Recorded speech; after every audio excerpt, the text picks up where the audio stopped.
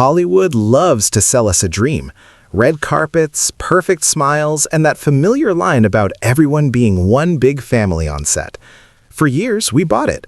We applauded the speeches, shared the clips, and believed that fame somehow polished people into better versions of themselves. But behind the lights and applause, Hollywood runs on power, silence, and selective memory.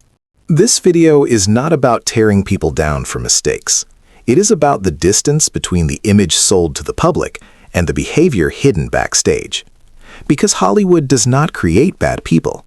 It simply gives certain people enough power that they no longer need to pretend to be kind, patient, or accountable. The names on this list were once adored, protected, and profitable. Some were comedians who preached kindness. Some were geniuses praised for their talent. Some were icons treated as untouchable. Then something cracked. Stories surfaced, patterns emerged, and suddenly the smiles felt rehearsed. As we move through these 15 names, ordered by how deeply that trust collapsed, the real question is not who behaved badly. It is why those behaviors were tolerated for so long, who benefited from the silence, and why the reckoning came.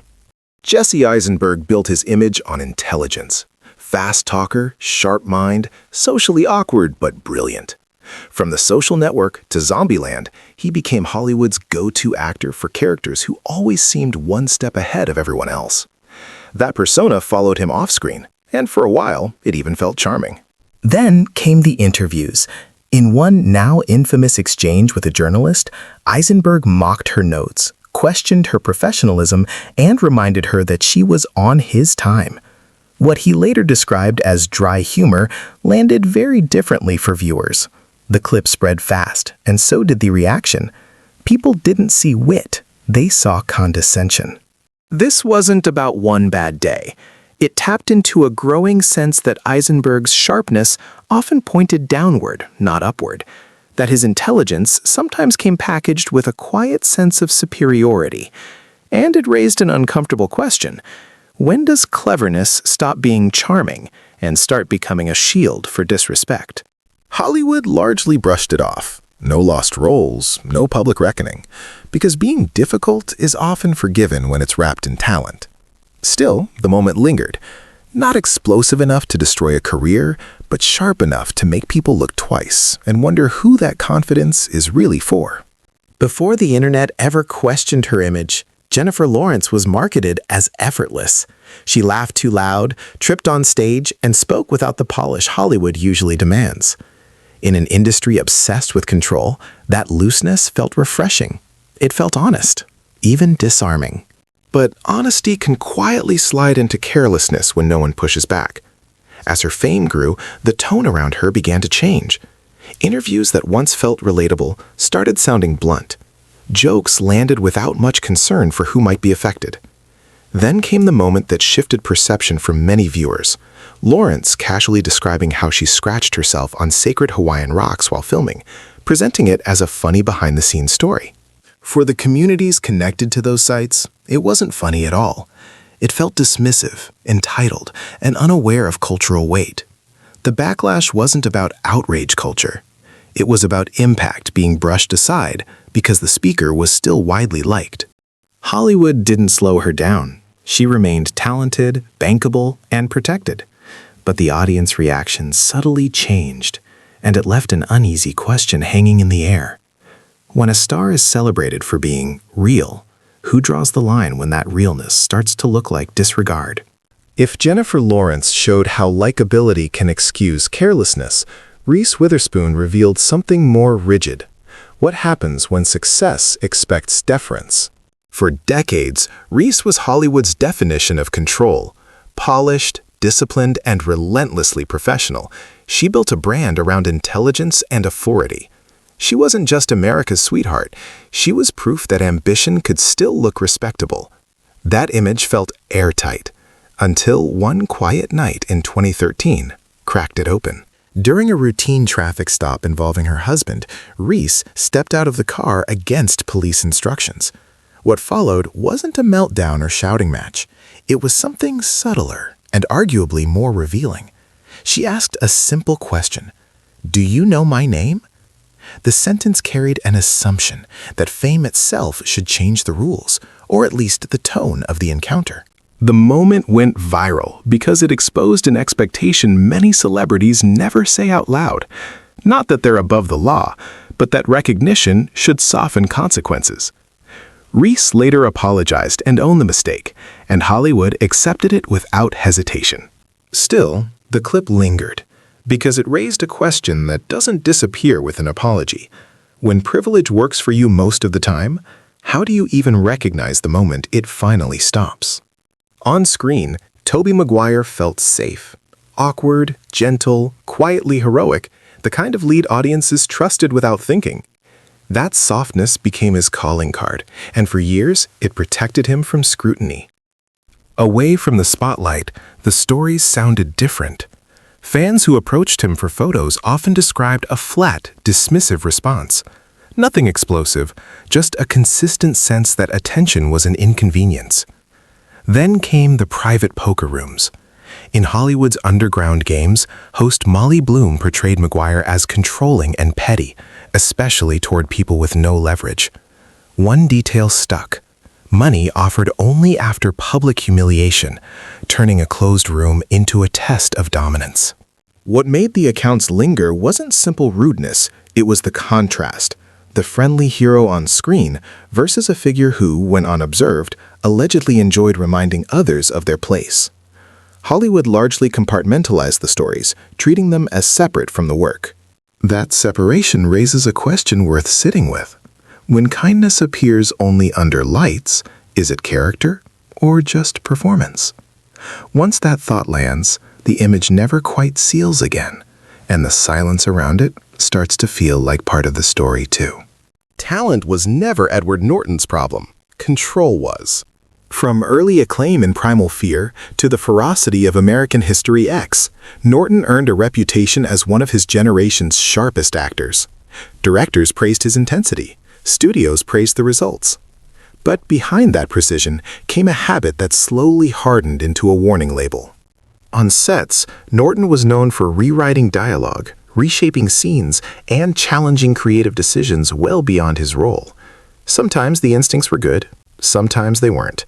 What mattered was the pattern: collaboration turning into negotiation, negotiation turning into exhaustion.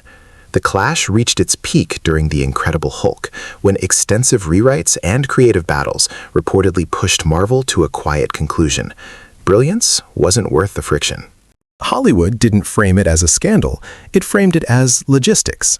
Norton was replaced, the franchise moved on, and the message was clear without being said. Talent opens doors, but it doesn't grant ownership of the room. The uncomfortable question lingers. When does artistic conviction become control, and who decides where that line sits? Norton's career survived, respected and selective. Yet his story exposes a rule many learn too late. Genius can earn patience, but never unlimited patience. That tension still shadows every project he touches today, quietly, publicly, persistently there. America fell in love with Julia Roberts' smile long before it learned her nickname. On screen, she radiated warmth, rom-com royalty with an easy laugh that promised kindness. Off-screen, Cruise whispered a different name during the early 90s, one born not from malice, but from exhaustion. During the filming of Hook, delays, late arrivals, and a tense set earned her the nickname Tinker Hell. It wasn't a single outburst that stuck, it was a pattern that made production feel brittle. Years later, while shooting I Love Trouble, the friction reportedly grew so severe that scenes were filmed separately to keep the peace. Hollywood has many codes. Filming actors apart is one of the loudest. None of this erased her talent or box office pull. Studios kept calling, audiences kept buying tickets, and the stories stayed tucked behind premieres. That separation, work thriving while behavior strains everyone nearby, became the compromise. The detail that lingers is not anger, but control. The way schedules bend and teams adapt when a star's gravity is strong enough. And it invites a question that refuses to fade. When professionalism becomes optional for the powerful, Who quietly pays the price? Julia Roberts remained beloved, proof that charm can outshine tension. But the nickname survived. James Corden's problem was never visibility. It was how he treated people once the spotlight felt guaranteed. On television, he played the affable host, sing-alongs, self-deprecation, the friend everyone wanted in the passenger seat. Off-camera, a different reputation followed him through restaurants and studios. In 2022, a New York restaurant publicly banned Corden, calling him the most abusive customer they had seen in decades. The specifics were mundane: snapping at servers, talking down to staff, exploding over a dish not prepared to his liking. That ordinariness made it worse. Accounts like that multiplied. Audience members described impatience. Workers recalled being dismissed as obstacles rather than people. None of it was criminal, all of it was avoidable. And yet it kept happening. What makes the pattern revealing is who bore the cost. Not executives, not fellow stars, service workers, assistants, people with no leverage. Hollywood didn't rush to condemn, it waited. As long as ratings stayed high, the stories were treated as noise. Then the tone shifted. Viewers stopped laughing as easily. The nice guy image thinned. Which raises a simple question. If kindness is part of your brand, what happens when the people you're unkind to finally get heard? Corden's career didn't collapse. It narrowed. In Hollywood, that's the compromise. Terrence Howard has always been a study in extremes. On screen, he delivers intensity that feels raw and unpredictable. Off screen, that same unpredictability became the headline. Interviews revealed ideas that made colleagues wince, from strange scientific claims to unsolicited opinions about women that sounded less curious than condescending.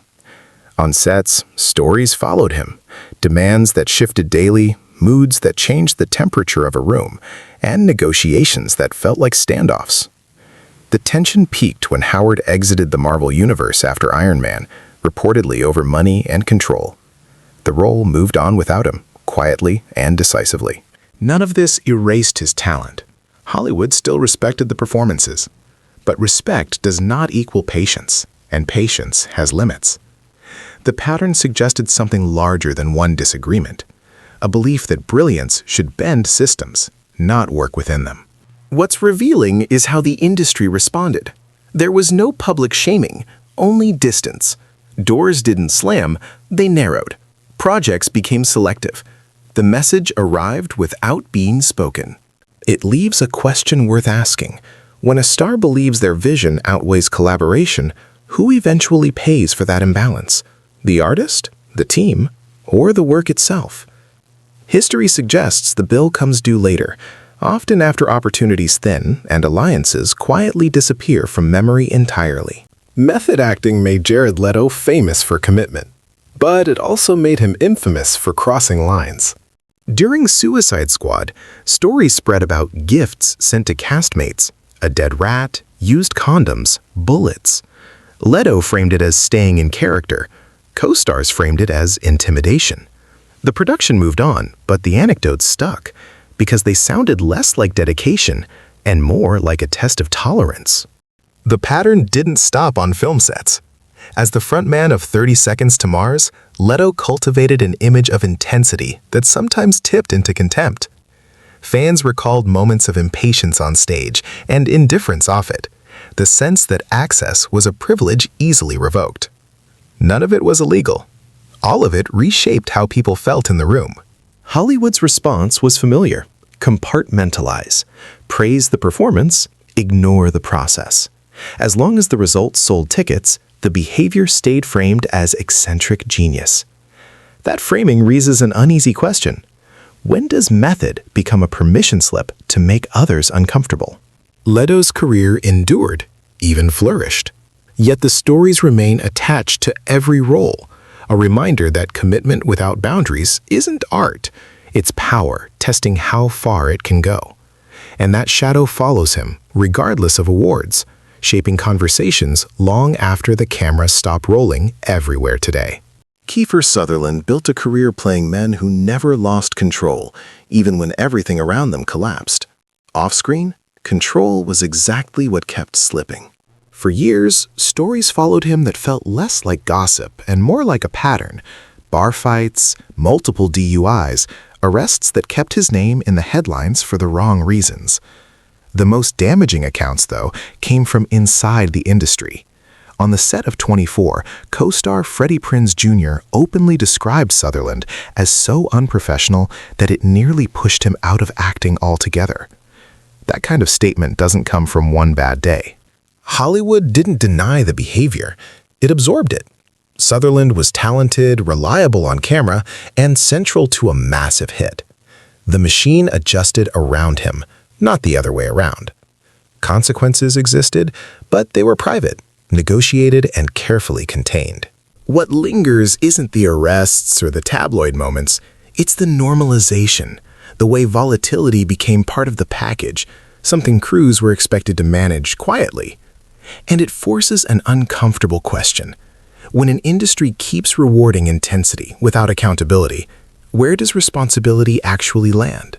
Sutherland's career survived intact. The show ended on its own terms, but the story stayed, stitched into his legacy as proof that success can coexist with chaos when the system decides it's easier to tolerate than to confront. Naomi Campbell didn't just walk runways, she dominated them. For decades, she represented perfection, discipline, and an untouchable level of power in fashion. Designers waited, cameras followed, and few people dared to say no. Behind that flawless image, a different reputation grew. Assistants and employees spoke of explosive outbursts that went far beyond stress or bad days.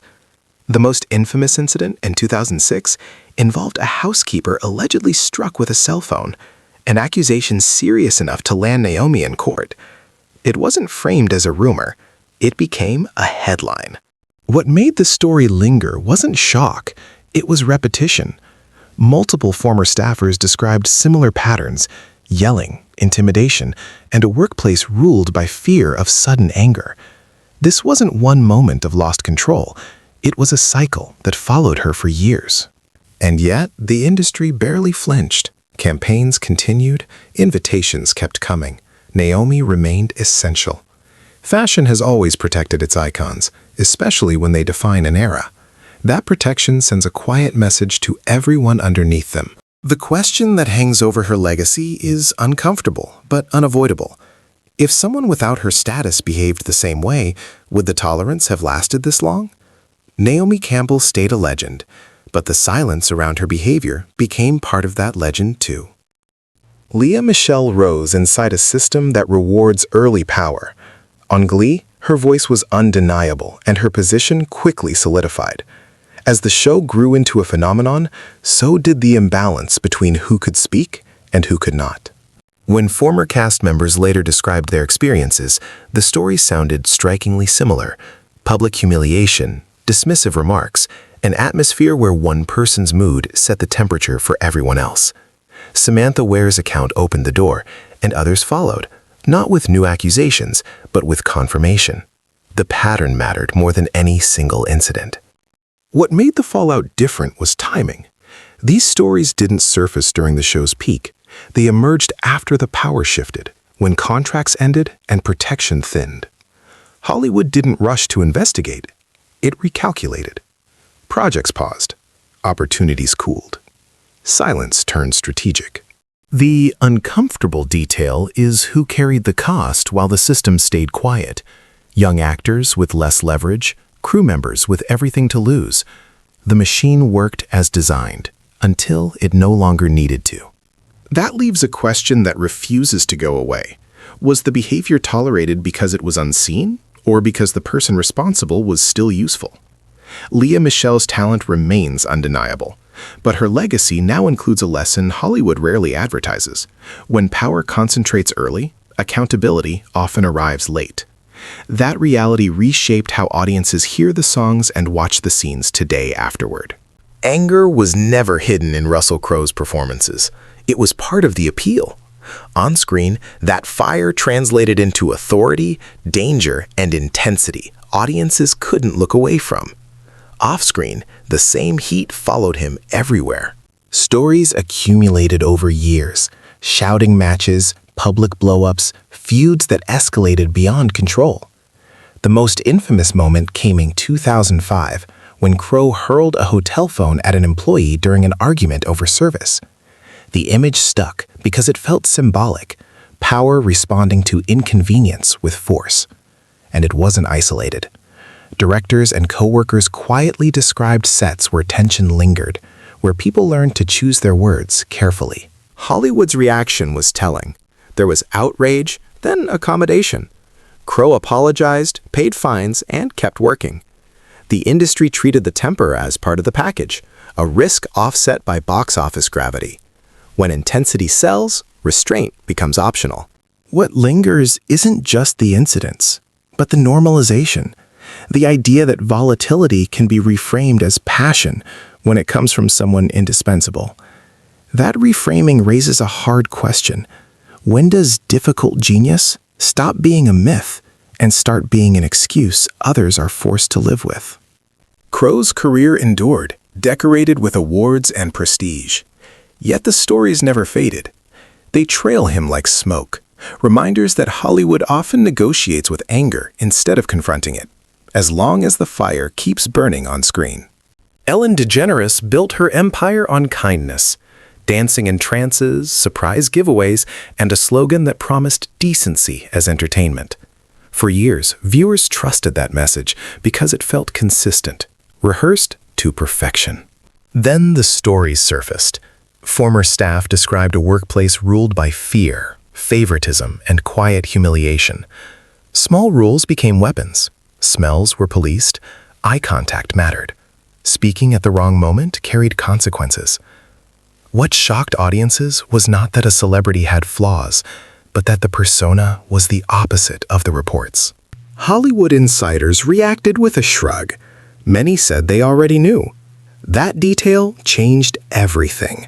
The silence suggested the behavior wasn't hidden. It was tolerated because the show was profitable and the brand untouchable.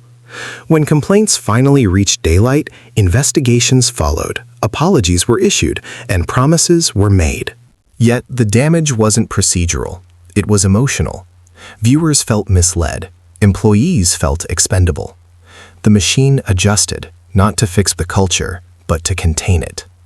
The show ended on schedule, not in disgrace. What lingers is a question bigger than one host. When kindness becomes a brand, who is responsible for enforcing it behind closed doors? Ellen's career survived, altered but intact. The slogan remains memorable. The trust, once broken, proved harder to replace. For many, the episode became a case study in how power protects images long after the people beneath them stop believing, and accountability arrives when profits fade. Charlie Chaplin is often treated as untouchable, a genius who shaped cinema itself, a symbol of innocence, rebellion, and human warmth. The mustache, the walk, the silence, everything about his screen persona taught audiences to see him as harmless. That image lasted for decades, carefully protected by admiration and history. Off-screen, the reality was far more complicated.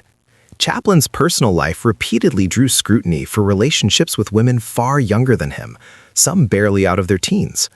These were not isolated rumors. They became court cases, public scandals, and newspaper headlines that followed him throughout his career. Accusations of manipulation, control, and emotional harm clung to his name, even as studios continued to profit from his work. What makes Chaplin's story unsettling isn't just the behavior, it's how thoroughly it was compartmentalized. Hollywood knew, the public often knew, and yet the art remained sacred, insulated from the man who made it. His talent wasn't just admired, it functioned as armor. The system didn't rush to confront him, it waited him out. By the time Chaplin faced lasting consequences, his era had passed, and the damage was already woven into legend. Which leaves an uncomfortable question at the very end of this list. How much genius does it take before an industry decides accountability is optional? Chaplin's films endure, studied and celebrated. But so does the reminder that Hollywood has always been willing to protect brilliance, even when the cost is paid quietly by those closest to it. 15 names, 15 stories, but only one system behind all of them. Some of these people were rude, some were abusive, some hid behind charm, others behind talent, and a few behind the sheer weight of their legacy. But what links them isn't just behavior. It's how long that behavior was allowed to exist without consequence. Hollywood likes to pretend these moments are exceptions, bad apples, isolated incidents. Yet again and again, the same pattern appears. Power protects itself. Silence becomes currency.